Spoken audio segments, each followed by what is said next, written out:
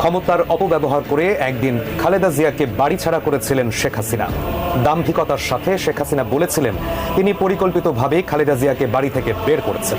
আজ দেশের মানুষ শুধু বাড়ি নয়, দেশ থেকেই বের করে দিয়েছেন শেখ হাসিনাকে। সেদিন খালেদা জিয়াকে কিভাবে অপমান অপদস্থ করেছিলেন স্বৈরাচার হাসিনা, বিস্তারিত জানাচ্ছেন সহকর্মী সোহাগ বিশ্বাস। সেদিন প্রতিজ্ঞা করেছিলাম যে ওই ক্যান্টনমেন্টে বসবাস করতে হবে না, যেদিন সবাই প্রবাস করে দেবো।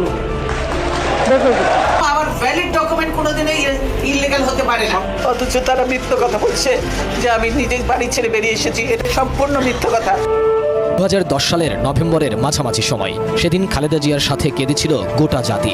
সাবেক প্রধানের স্ত্রী, 3 বারের প্রধানমন্ত্রী ও তৎকালীন বিরোধী দলীয় নেত্রী বেগম খালেদা জিয়া কি এমন অপরাধ করেছিলেন যে তাকে তার স্বামীর স্মৃতি বিজড়িত বাড়ি থেকে বের করে দেওয়া হয়েছিল?